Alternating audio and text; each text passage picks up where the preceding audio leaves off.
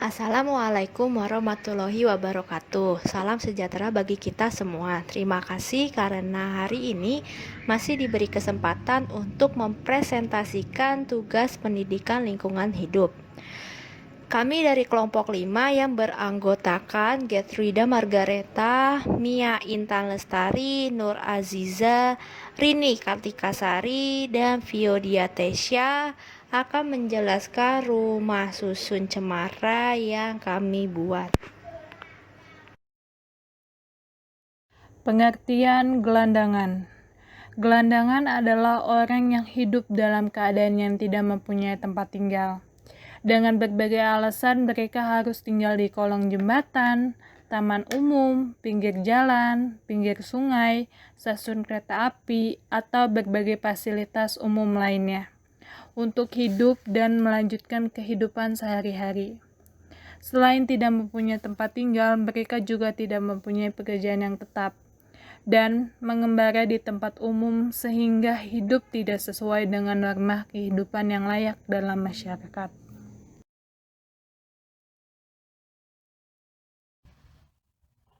Selanjutnya yaitu, apa itu rusun?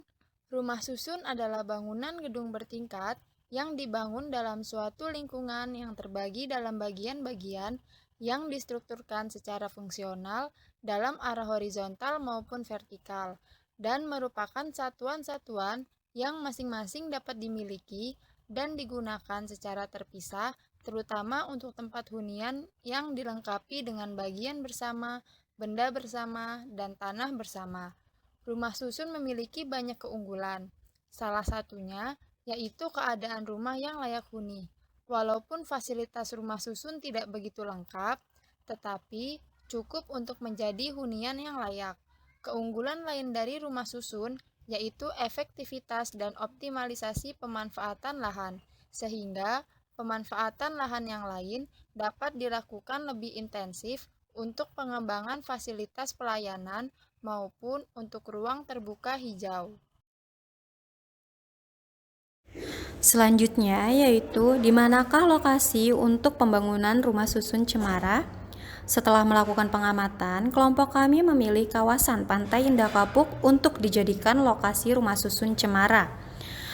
Mengapa kelompok kami memilih kawasan PIK? Karena kawasan PIK sudah dikenal dengan penduduknya yang rata-rata merupakan kalangan menengah ke atas. Selain itu, kawasan Pantai Indah Kapuk merupakan kawasan bagi pecinta kuliner karena tersedianya berbagai macam jenis kuliner di daerah kawasan PIK. Dan di daerah PIK 2 terdapat wisata baru yaitu Pantai Pasir Putih yang saat ini sedang digemari oleh para wisatawan. Tentunya hal itu dapat dijadikan kesempatan bagi kami untuk mencuri perhatian para wisatawan untuk datang ke bazar yang akan kami adakan seminggu sekali di halaman rusun untuk memperjualkan hasil kerajinan tangan para gelandangan, ikan-ikan dan juga sayur mayur. Dan tentunya hasil penjualan tersebut dijadikan untuk pendapatan bagi para gelandangan. Mengapa kelompok kami mendirikan rumah susun?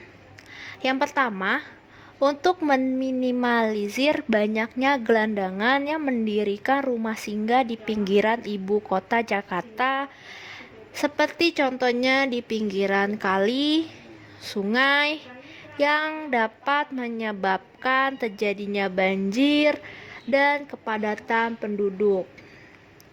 Yang kedua, untuk membantu para gelandangan agar memiliki rumah yang layak dan tentunya bersih. Yang ketiga, agar suasana di ibu kota Jakarta tidak terlihat kumuh dan ketika terjadi kebakaran tidak mudah tersebar luas. Yang terakhir, membantu para gelandangan supaya hidup lebih baik dari sebelumnya. Berikut ini merupakan konsep denah dari rumah susun cemara yang kami buat. Ini merupakan denah dari rumah susun cemara yang kelompok kami buat. Rusunnya itu sendiri berada di tengah-tengah lahan dan sekelilingnya itu dimanfaatkan dengan sangat baik karena jika kita lihat di situ terdapat banyak lahan hijaunya ketimbang bangunannya, dan juga ada resapan airnya, memakai biopori juga.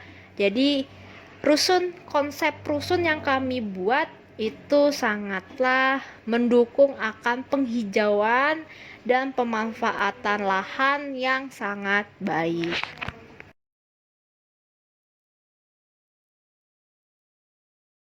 Baik, setelah kita melihat denah rumah susun, kita akan membahas satu persatu mengenai ruang lingkup rumah susun.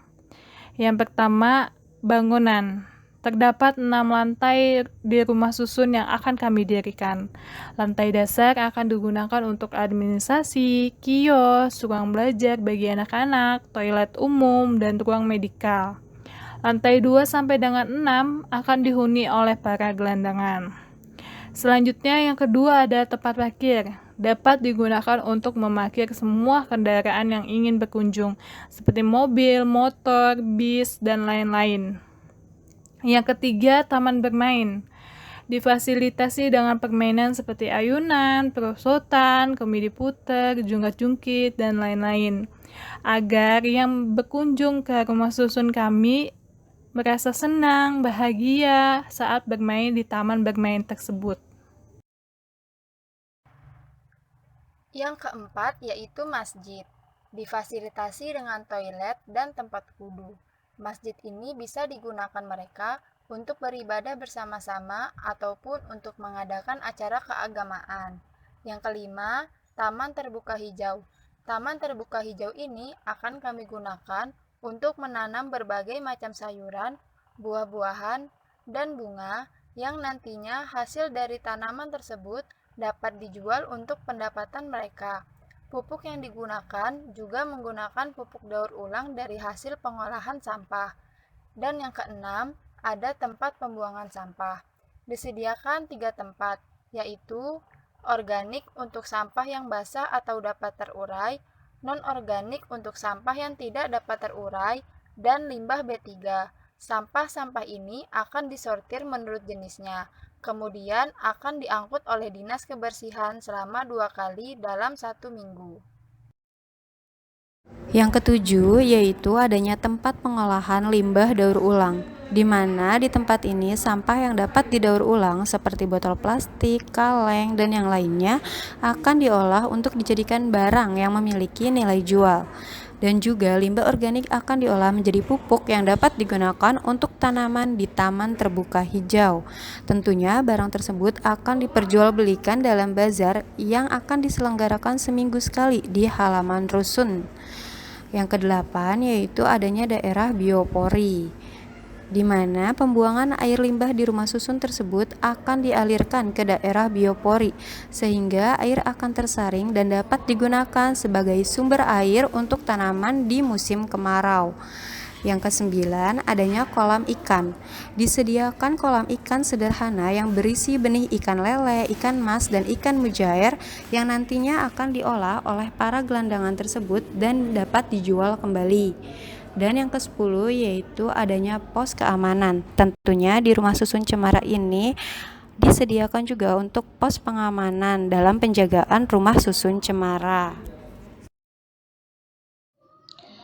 Nah, bagaimana keterkaitan dengan pendidikan lingkungan hidup? Saya akan jelaskan apa hubungan dibangunnya rumah susun dengan PLH. Jadi, banyaknya gelandangan di ibu kota Jakarta merupakan salah satu faktor yang memperburuk keadaan di lingkungan Jakarta. Banyaknya rumah yang mereka dirikan di pinggiran kali dapat merusak lingkungan.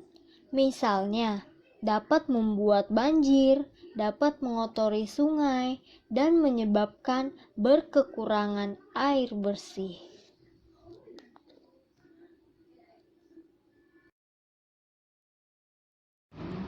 Demikian video presentasi dari kelompok kami. Apabila ada tutur kata kesalahan dari kami, mohon dimaafkan. Sekali lagi, kami mengucapkan terima kasih.